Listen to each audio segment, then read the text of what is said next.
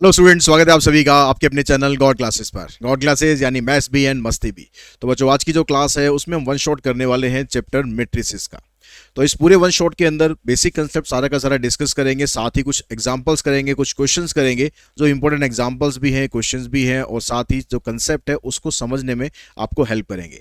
ये पूरा one shot देखने के बाद आपको मैट्रिसेस में कोई भी डाउट नहीं रहेगा। आपका पूरे के पूरे चैप्टर का रिवीजन इसी 1-1.5 घंटे की जितनी भी वीडियो बनेगी उसी वीडियो के अंदर आपका ये पूरा का पूरा चैप्टर जो है पूरा रिवाइज हो जाएगा, और अपने बोर्ड एग्जाम के लिए आप जो प्रिपरेशन कर रहे हैं उसमें आपको डेफिनेटली बहुत हेल्प करेगा।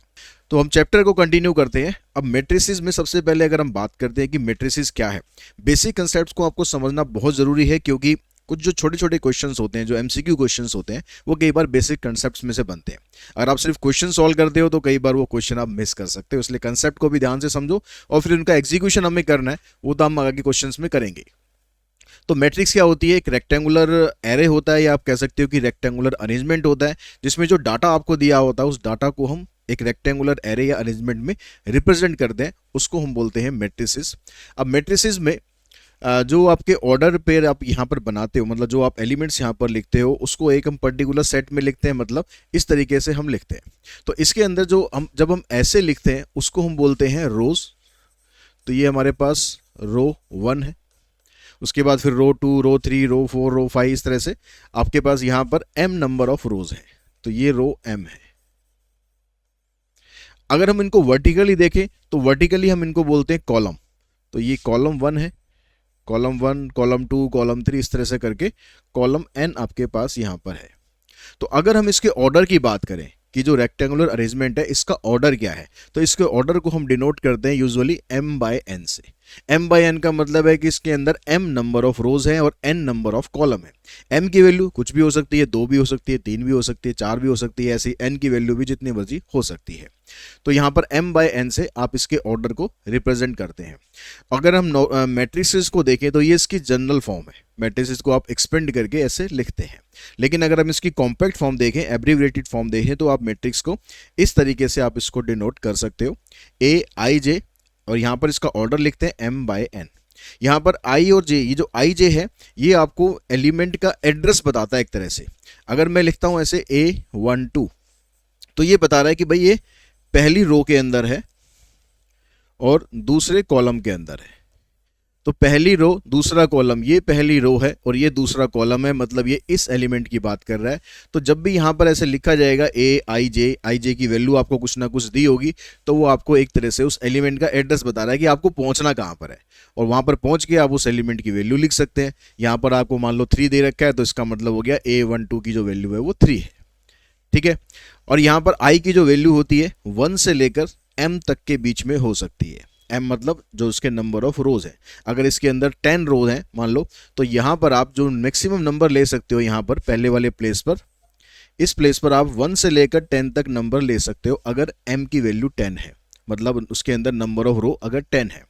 अगर नंबर ऑफ कॉलम जितने होंगे आपके पास, वो आपकी मैक्सिमम वैल्यू बनती है j की। जैसे अगर इसके अंदर मान लो हम कहते हैं कि 4 कॉलम है, तो जो j की वैल्यू होगी आप मैक्सिमम 4 तक ले सकते हो। 1 2 3 4 तक आप इसकी ले सकते हो। और यहाँ पर m की जो वैल्यू है 1 से लेकर 10 तक ले सकते हो अगर m की वैल्यू 10 है तो। ठीक है। किसी भी मैट्रिक्स का जो ऑर्डर होता है हम उसको नॉर्मली ऐसे डिनोट करते हैं m/n। लेकिन अगर हमें ये फाइंड करना हो कि उसके अंदर नंबर ऑफ एलिमेंट्स कितने हैं, तो हम m और n को मल्टीप्लाई करके लिख देते हैं। तो m और n को मल्टीप्लाई करके जो भी आएगा, जैसे मान लो हमने एक मैट्रिक्स लिखी, हमने लिखी यहाँ पर 1 2 3 4 5 6।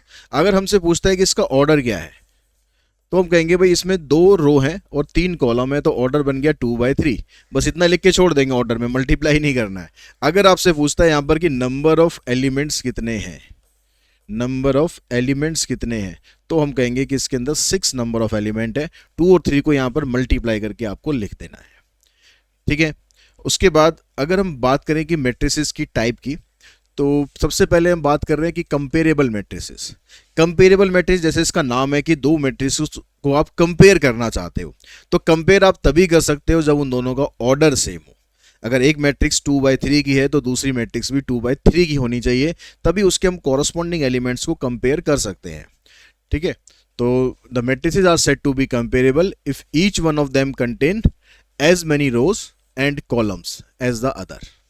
तो बात वही है कि भाई नंबर ऑफ रो और नंबर ऑफ कॉलम अगर सेम है तो मैट्रिसेस को हम कहते हैं कि कंपेरेबल मैट्रिसेस हैं। इक्वल मैट्रिसेस में क्या होता है, अगर दो मैट्रिक्स आपके पास है ए और बी, उसको हम इक्वल तभी बोलेंगे जब उनका ऑर्डर सेम हो, यानी एम और एन उनका सेम हो। इसके अलावा जितने भी एलिमेंट हैं कॉरस्पॉन्डिंग एलिमेंट वो भी सारे इक्वल होने चाहिए।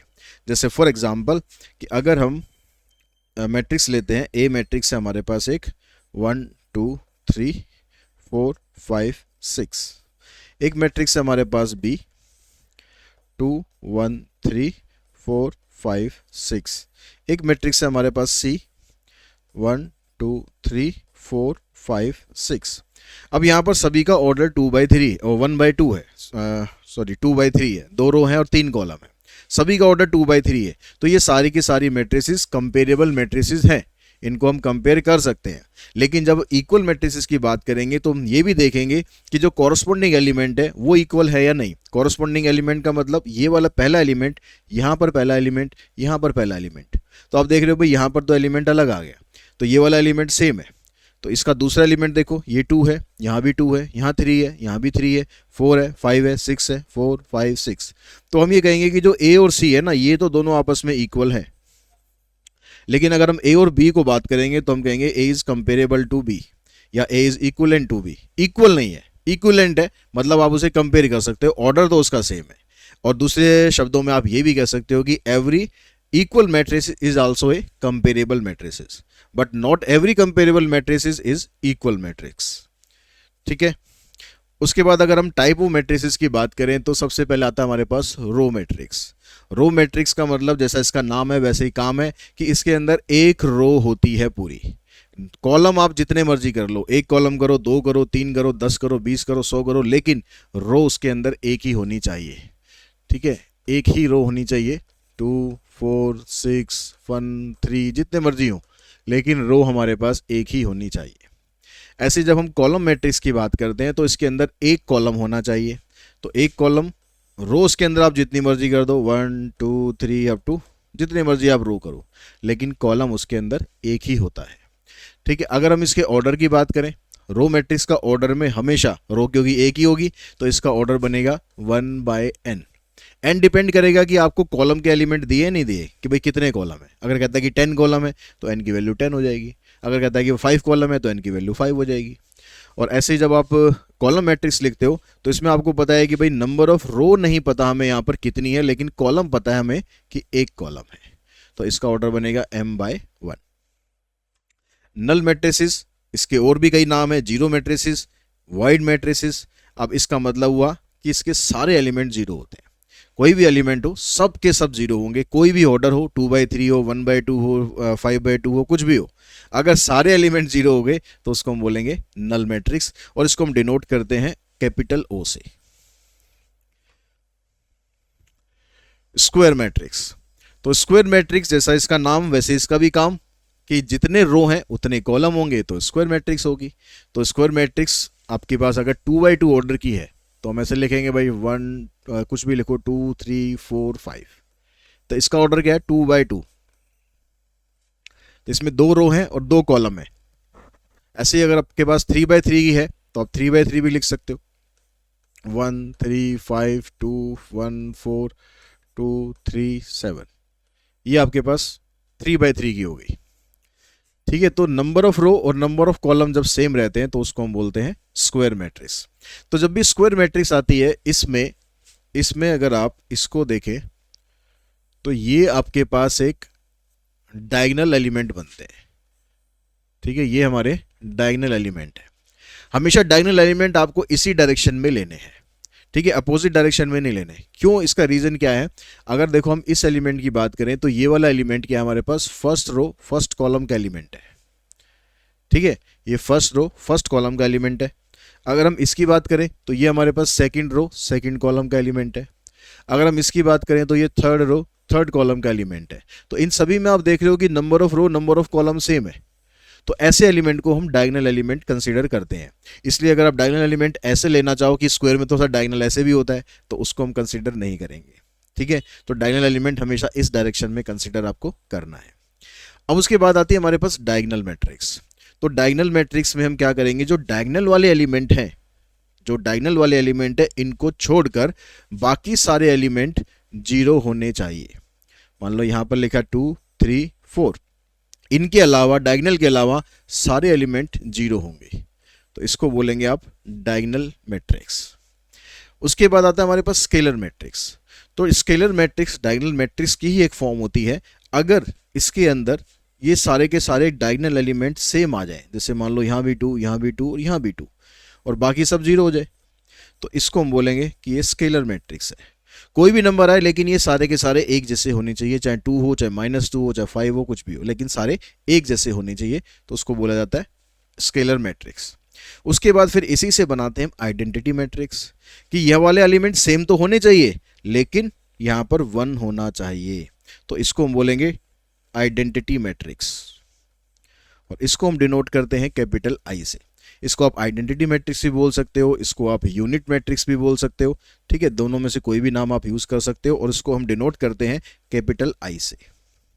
तो ये वाली जो मैट्रिक्स है ये आपके पास क्या है, आइडेंटिटी मैट्रिक्स ऑफ ऑर्डर 3। तो आइडेंटिटी मैट्रिक्स ऑफ ऑर्डर 2 ऐसे भी हो सकती है, 1 0 0 1, ये 2/2 है। तो कई बार आपको क्वेश्चन में लिखा हुआ मिलेगा, यहाँ पर क्या हो सकता है कि ऐसे बेस में ऐसे लिखा मिले I2 लेना है आपको, बेस में यहाँ पर हो गया I3 लेना है, तो इसका मतलब आपको 3/3 लेना है, यहाँ पर 2/2 लेना है। लेकिन जरूरी नहीं कि क्वेश्चन में ऐसा लिखा हुआ मिले, सिंपल I भी लिखा हुआ हो सकता है कि यह आइडेंटिटी मैट्रिक्स लिखा हो सकता है। तो आपको इन दोनों में से कौन सी मैट्रिक्स लेनी चाहिए, तो जो आप क्वेश्चन में बाकी मैट्रिसेस को देखोगे, अगर बाकी मैट्रिसेस उसमें 3/3 हैं तो 3/3 लोगे, अगर बाकी मैट्रिसेस 2/2 हैं तो 2/2 लोगे, अगर कुछ भी स्पेसिफाई नहीं किया हुआ है तो। उसके बाद ऑपरेशंस की बात करते हैं कि मैट्रिसेस में आप क्या क्या ऑपरेशंस लगा सकते हो, क्या क्या इसमें आप प्लस माइनस मल्टीप्लाई डिवाइड क्या क्या इसमें आप कर सकते हो। तो पहले हम बात करते हैं एडिशन ऑफ मैट्रिसेस। तो एडिशन मैट्रिसेस में कहता है कि अगर आपके पास दो मैट्रिसेस हैं ए और बी और उनका सेम ऑर्डर है, then there sum A plus B is the matrix obtained by adding the corresponding elements of A and B. तो सबसे पहली कंडीशन तो यही है कि ए और बी के जो ऑर्डर है वो सेम होने चाहिए। जैसे हमने लिखा कि ए है हमारे पास 3 2 1 5, ठीक है, बी हमारे पास है 1 3 -1 2, तो ये दोनों मैट्रिक्स यहाँ पर सेम है, तो आप इन दोनों का एडिशन कर सकते हो। तो एडिशन करेंगे कैसे, एडिशन के लिए जो इनके कॉरस्पॉन्डिंग एलिमेंट है उनको ऐड करना है। कॉरस्पॉन्डिंग मीन्स ये वाला एलिमेंट इसके साथ ऐड होगा, 3 + 1 4, 2 + 3 5, 1 - 1 0, 5 + 2 7, तो ये इनका एडिशन आ गया। ऐसे अगर हम सब्ट्रैक्शन की बात करेंगे तो उसमें भी यही वाला रूल अप्लाई होता है कि दोनों मैट्रिक्स का ऑर्डर सेम होना चाहिए, तभी आप उनका डिफरेंस निकाल सकते हो, तभी आप उनको माइनस कर सकते हो। माइनस करने का तरीका भी यही रहेगा कि आपको इसमें से इसको माइनस करना है, 3 - 1 2, 2 - 3 -1 1, अब ये ऑलरेडी माइनस है तो प्लस हो जाएगा, तो 1 + 1 5 - 2, ये आ जाएगा a - b, ठीक है। अगर आप ये देखो कि भाई एडिशन ऑफ मैट्रिसेस जब आप करते हो तो a + b, चाहे आप a + b निकालो या b + a निकालो, तो इसमें तो आंसर आपका सेम आएगा। लेकिन अगर आप यही चीज़ उसमें देखो, सब्ट्रैक्शन में देखो, तो वो डिफरेंट हो जाएगा। तो a - b जो होता है ये b - a के बराबर नहीं होता। ये कुछ एडिशन की प्रॉपर्टी है। तो पहली प्रॉपर्टी यही जो भी हमने यहाँ पर डिस्कस करा, भाई a + b और b + a दोनों सेम होता है, तो इसका मतलब एडिशन कम्यूटेटिव होता है। अगर आप a + b करके फिर उसका सम करते हो c के साथ, या पहले a को अलग करके b और c का सम करते हो, बाद में a ऐड करते हो, तो भी रिजल्ट बराबर आता है। इसको बोलते हैं associative law. For any matrix a there exist a zero matrix of the same order such that a + 0 = 0 + a = a। मतलब जीरो मैट्रिक्स एक ऐसी मैट्रिक्स होती है जिसको अगर आप a के साथ ऐड करो, आप 0 + a करो या a + 0 करो, तो आंसर आपका a ही रहेगा। तो इसका मतलब जो जीरो मैट्रिक्स होती है, ओ मैट्रिक्स होती है, नल मैट्रिक्स होती है, उसको हम बोलते हैं additive identity of the addition matrix. For any matrix a there exist a matrix -a such that a + -a = 0 matrix और -a + a equals to also zero matrix. तो किसी भी मैट्रिक्स में अगर उसका नेगेटिव आप ऐड कर देते हो तो आंसर हमेशा आपका जीरो मैट्रिक्स आएगा। तो इसका मतलब अगर हम ए मैट्रिक्स की बात कर रहे हैं तो माइनस ए क्या होना है इसका, minus A is the additive inverse. अगर हम बात करेंगे इसकी ए की तो बोलेंगे A is the additive inverse of minus A and minus A is the additive inverse of plus A. तो आप जैसे मर्जी इसको यूज कर सकते हो। उसके बाद आता है multiplication of matrix bye scalar, कि आप किसी स्केलर नंबर से आप मैट्रिक्स को मल्टीप्लाई करोगे।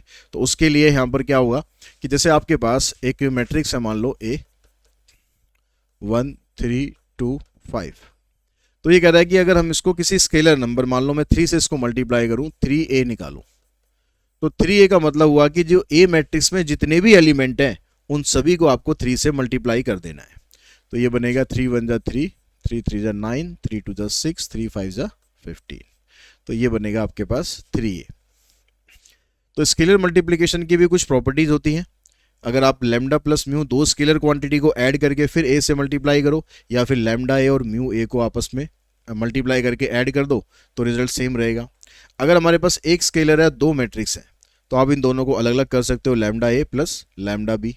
अगर दो स्केलर मल्टीप्लाई कर रहे हैं तो आप लैम्डा इंटू में म्यू ए कर सकते हो, या फिर लैम्डा और म्यू को मल्टीप्लाई करके फिर ए से मल्टीप्लाई कर सकते हो, या लैम्डा ए को पहले लैम्डा ए निकाल के फिर उसको म्यू से मल्टीप्लाई कर सकते हो। रिजल्ट सबका सेम रहेगा। अगर माइनस लैम्डा ए निकालना है तो लैम्डा ए निकाल के उसका नेगेटिव कर दो, या पहले माइनस ए निकाल के फिर लैम्डा से मल्टीप्लाई कर दो, तो हर तरीके से रिजल्ट आएगा आपका वो सेम ही आएगा। उसके बाद आता है मल्टीप्लिकेशन ऑफ टू मैट्रिसेस। अब ये सबसे इंपॉर्टेंट चीज़ है कि मल्टीप्लिकेशन ऑफ मैट्रिसेस अगर आपको आ जाता है तो मैट्रिसेस में वो ज़्यादा कुछ है नहीं, बहुत सिंपल टॉपिक है। तो मैट्रिक्स का मल्टीप्लिकेशन जब हम करते हैं तो सबसे पहले हम रूल देखते हैं कि मैट्रिक्स मल्टीप्लाई कब होगी। जैसे एडिशन में क्या था कि दोनों मैट्रिक्स का ऑर्डर सेम होना चाहिए, उसमें सब्ट्रैक्शन में क्या था, दोनों मैट्रिक्स का ऑर्डर सेम होना चाहिए, तभी ऐड होगा या सब्ट्रैक्ट होगा। लेकिन मल्टीप्लाई में क्या होता है वो हम देखते हैं। तो मल्टीप्लाई जब आप करते हैं तो आपको क्या देखना है, if A is a matrix of order m by n, मान लो जो ए मैट्रिक्स है इसका ऑर्डर है m बाय n, और जो बी मैट्रिक्स है इसका ऑर्डर होना चाहिए n बाय p। मतलब कहने का क्या है, इसके नंबर ऑफ कॉलम और इसके नंबर ऑफ रो, पहली मैट्रिक्स के नंबर ऑफ कॉलम और दूसरी मैट्रिक्स के नंबर ऑफ रो, अगर ये दोनों सेम होते हैं, अगर ये दोनों सेम होते हैं देन ए बी एग्जिस्ट। तो आप ए और बी को मल्टीप्लाई कर सकते हो। और मल्टीप्लाई करने के बाद अगर हम ए बी का ऑर्डर देखें तो ऑर्डर क्या बनेगा, ए बी का order of A B is, order निकालने के लिए जो पहले वाली मैट्रिक्स है उसके नंबर ऑफ रो और बाद वाली के नंबर ऑफ कॉलम, यानी m बाय p। तो ये आपको रूल समझना बहुत जरूरी है। एक तो इससे आपको ये पता लगेगा कि दो मैट्रिक्स मल्टीप्लाई हो भी सकती हैं, नहीं हो सकती हैं। अगर आपको मान लो किसी क्वेश्चन में कहता है, वो एमसीक्यू क्वेश्चन है, सपोज मान लो ये कहता है कि भाई ए हमारे पास है एक 1 2 3, ठीक है, इसका ऑर्डर क्या है, एक रो 3 कॉलम, और आपके पास बी एक मैट्रिक्स है, उसमें कहता है कि यहाँ पर कि 1 2 2 3। अब ये कहता है कि ए बी को मल्टीप्लाई करो, या व्हाट इज ए बी, ये पूछता है कि भाई ए बी क्या है। आंसर में आपको 3 मैट्रिक्स दे दिए, कुछ आंसर दे दिए मतलब 3, और एक में कह दिया कि डज नॉट एग्जिस्ट। तो आपको पता होना चाहिए कि भाई इसका ऑर्डर 2 बाई 2 है, इसका ऑर्डर 1 बाई 3 है, तो यहाँ पर 3 है, यहाँ पर 2 है, मतलब ए बी तो एग्जिस्ट करेगा ही नहीं। आंसर आपका यही आएगा। अगर ये रूल आपको नहीं पता होगा तो फिर आप परेशान रहोगे इन दोनों को मल्टीप्लाई करने के चक्कर में कि मल्टीप्लाई कैसे करें सर, इसको मल्टीप्लाई हो गई नहीं। तो ये रूल आपको समझना बहुत ज़रूरी है। और फिर अगर मान लो मल्टीप्लाई हो भी जाता है तो फिर पूछेगा कि what is the order of A B, तो उसके लिए आपको मल्टीप्लाई करने की ज़रूरत नहीं है। अगर आपको ए का ऑर्डर पता है, आपको बी का ऑर्डर पता है, और दोनों मल्टीप्लाई हो सकते हैं, तो आप सिंपली करेंगे कि भाई जो ए का रो है और जो बी के कॉलम है वही हमारा ए बी का ऑर्डर आ जाएगा। ठीक है, उसके बाद इसकी कुछ प्रॉपर्टीज़ हैं मैट्रिक्स मल्टीप्लिकेशन की। तो पहली प्रॉपर्टी में कहता है कि ए बी और बी ए, अगर आप ए बी निकालते और बी ए निकालते हो तो ये दोनों बराबर नहीं होते। जैसे माइनस में था ए माइनस बी और बी माइनस ए बराबर नहीं होता, ऐसे ए बी और बी ए भी बराबर नहीं होता। हालांकि अगर नॉर्मल अलजेब्रा की बात करें तो A B B A same होता है, लेकिन मैट्रिक्स में ऐसा नहीं होता। तो इसका मतलब ये कम्यूटेटिव नहीं होगा। अगर आप ए बी निकाल के फिर सी से मल्टीप्लाई करते हो, या बी से निकाल के ए को बी सी से मल्टीप्लाई करते हो तो ये रिजल्ट बराबर रहेगा। ऑर्डर मैटर करेगा इसमें, आप ए बी सी ऐसे लिख रहे हो ना तो हो सकता है। अगर आपने उल्टा कर दिया तो फिर बराबर नहीं होगा। आई को अगर हम ए से मल्टीप्लाई करें या ए को आई से मल्टीप्लाई करें, आई मतलब आइडेंटिटी मैट्रिक्स, अगर हम मल्टीप्लाई करेंगे तो रिजल्ट उसका हमेशा ए ही आएगा। तो आइडेंटिटी मैट्रिक्स कुछ ऐसे ही काम करता है जैसे नॉर्मल अलजेब्रा में वन काम करता है, कि वन को आप किसी से भी मल्टीप्लाई करो तो नंबर सेम रहता है। ऐसे आप आइडेंटिटी मैट्रिक्स को किसी से भी मल्टीप्लाई करो तो वो आइडेंटिटी मैट्रिक्स को जब मल्टीप्लाई करेंगे तो हमेशा आंसर वही मैट्रिक्स आएगी जिसको आप मल्टीप्लाई कर रहे हो। ए इंटू में बी प्लस सी करेंगे तो ये ए बी प्लस में ए सी हो जाता है, इसको डिस्ट्रीब्यूटिव लॉ बोलते हैं। अगर ए बी और ए सी दोनों बराबर हैं तो इसका मतलब ये नहीं है कि आप बी और सी को बराबर कर दो, ए को ए से काट दोगे और बी और सी दोनों बराबर आ जाएंगे, ऐसा नहीं होगा। तो यानी कैंसिलेशन लॉ इसमें नहीं लगता है। लैम्डा ए बी निकाल रहे हो या लैम्डा ए को बी से मल्टीप्लाई कर रहे हो या ए को लैम्डा बी से कर रहे हो तो ये रिजल्ट आपका सेम रहेगा। अगर आप ए बी को मल्टीप्लाई कर रहे हो, जीरो मैट्रिक्स आ रहा है, तो इसका मतलब ये नहीं है कि ए जीरो होगा या बी जीरो होगा। ऐसा भी हो सकता है कि ए नॉन जीरो हो और बी नॉन जीरो हो, लेकिन जब आप उन दोनों को मल्टीप्लाई करो तो उसका जो आंसर है वो जीरो आ जाए, ऐसी पॉसिबिलिटी होती है।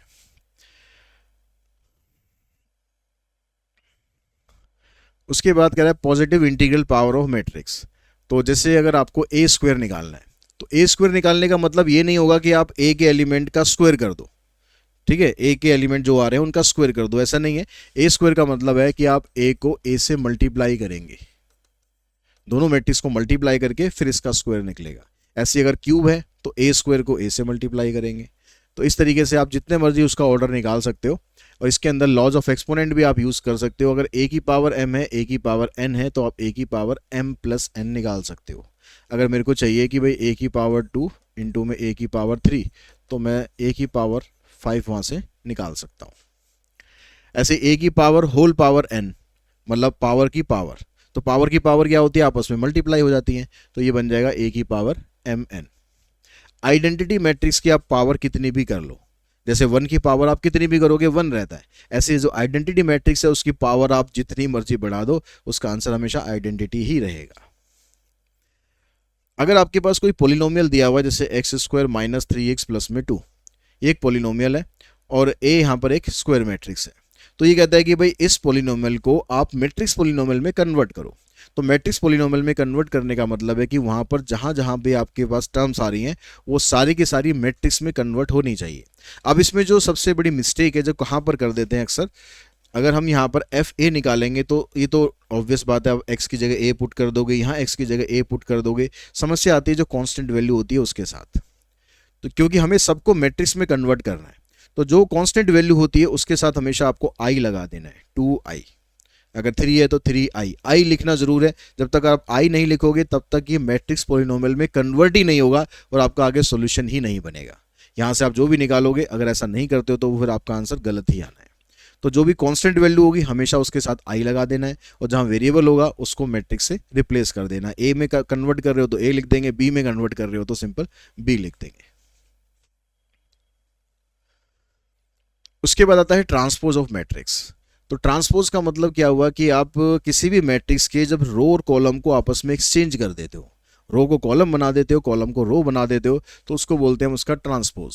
जैसे ए मैट्रिक्स हमारे पास है 1 2 3 4, तो अगर हम इसका ट्रांसपोज करें, ट्रांसपोज के लिए डैश लगा सकते हो ऐसे, या इसके ऊपर ऐसे टी लिख सकते हो, इन दोनों का मतलब ट्रांसपोज होता है। तो इसमें क्या करेंगे, जो ये पहली रो है इसको आप पहला कॉलम बना दोगे और दूसरी रो को दूसरा कॉलम बना दोगे, तो ये सारा का सारा आपके पास ट्रांसपोज ऑफ मैट्रिक्स बन जाता है। अब इसकी कुछ प्रॉपर्टीज हैं कि अगर आप ट्रांसपोज का फिर दोबारा ट्रांसपोज करोगे, ठीक है, आपने ये ट्रांसपोज कर दिया, इसका फिर से ट्रांसपोज करोगे तो आपके पास जो ओरिजिनल मैट्रिक्स है वही आ जाएगी। अगर आप a प्लस बी का ट्रांसपोज करोगे तो a का ट्रांसपोज प्लस b का ट्रांसपोज, ऐसे अगर आप माइनस भी करोगे तो उसमें भी यही होता है कि a transpose minus b transpose. लेकिन जब हम मल्टीप्लाई में लगाते हैं, अच्छा उससे पहले स्केलर वाला है, अगर आप k a का ट्रांसपोज करते हो, यहाँ पर ट्रांसपोज यहाँ बाहर है, तो अगर आप k a का ट्रांसपोज करते हो तो इसका मतलब है कि आपको ट्रांसपोज करके k से मल्टीप्लाई कर दोगे तो भी उसका रिजल्ट जो है ना वो सेम ही रहेगा। अगर आप a b का ट्रांसपोज करते हो तो ए बी का ट्रांसपोज करोगे तो यहाँ पर रिवर्स लॉ लगता है, प्लस में या माइनस में क्या था, सीधा सीधा था भाई, ए का ट्रांसपोज कर दो बी का ट्रांसपोज कर दो, बात खत्म। लेकिन जब मल्टीप्लाई आप करोगे तो उसमें रिवर्स लॉ लगेगा, पहले बी ट्रांसपोज आएगा उसके बाद फिर ए ट्रांसपोज आएगा। ऐसे अगर आप यहाँ पर देखोगे, अगर 3 मैट्रिक्स मल्टीप्लाई हो रही हैं तो यहाँ पर भी रिवर्स लॉ लगेगा। जितनी मर्जी मैट्रिक्स मल्टीप्लाई में हो, अगर आपको उनका ट्रांसपोज निकालना है तो रिवर्स लॉ लगा दो। 4 है तो पहले कर देंगे डी का ट्रांसपोज, फिर बी का, सी का ट्रांसपोज, फिर बी का ट्रांसपोज, फिर ए का ट्रांसपोज। उनको मल्टीप्लाई कर देंगे तो वो निकल जाएगा ए बी सी डी का ट्रांसपोज। किसी भी मैट्रिक्स का जब आप ट्रांसपोज करते हो, किसी मैट्रिक्स का जब आप ट्रांसपोज करते हो तो मैट्रिक्स में कोई चेंज ही ना हो, जैसी थी मैट्रिक्स वैसी की वैसी रहे, तो उसको हम बोलते हैं कि ये मैट्रिक्स सिमेट्रिक मैट्रिक्स है। लेकिन अगर आप ट्रांसपोज करने के बाद देखते हो कि मैट्रिक्स तो सेम है लेकिन साइन सबके चेंज हो गए, जो प्लस थे वो माइनस हो गए, जो माइनस थे वो प्लस हो गए, तो उसको बोलेंगे हम कि ये मैट्रिक्स स्क्यू सिमेट्रिक मैट्रिक्स है। और स्क्यू सिमेट्रिक मैट्रिक्स में एक चीज हमेशा ध्यान रखनी है कि जो every element in the principal diagonal of a skew symmetric matrix is always zero. जब भी स्क्यू सिमेट्रिक मैट्रिक्स होगी तो उसके जो डायगोनल वाले एलिमेंट है वो हमेशा जीरो होंगे। अगर वो जीरो नहीं हुए तो कभी स्क्यू सिमेट्रिक बन ही नहीं सकती। जैसे मान लो स्क्यू सिमेट्रिक आप लिखते हो, एक यहाँ पर लिख लेते हैं 1 2, यहाँ पर जीरो होना चाहिए, यहाँ भी जीरो होना चाहिए, यहाँ भी जीरो होना चाहिए, तभी ये स्क्यू सिमेट्रिक बनेगी, अदरवाइज ये बन ही नहीं सकती। अब इसका आप ट्रांसपोज निकालोगे, इसका अगर आप ट्रांसपोज निकालोगे तो क्या आएगा, 0 2 3 -2 0 -4 -3 4 और 0। यहाँ पर जितने भी एलिमेंट है सबके साइन चेंज हो गए, एलिमेंट तो वही रहे लेकिन उनके साइन चेंज हो गए। तो ऐसी मैट्रिक्स स्क्यू सिमेट्रिक मैट्रिक्स है, उसमें जो डायगोनल वाले एलिमेंट है ये हमेशा जीरो होने चाहिए। जब तक ये जीरो नहीं होंगे स्क्यू सिमेट्रिक मैट्रिक्स कभी बनेगी नहीं। किसी भी स्क्वायर मैट्रिक्स को अगर आप a + a' करते हो, ठीक है, कोई भी आपके पास स्क्वायर मैट्रिक्स है, अगर आप उस मैट्रिक्स को उसी के ट्रांसपोज के साथ ऐड करते हो तो हमेशा आंसर सिमेट्रिक ही आएगा।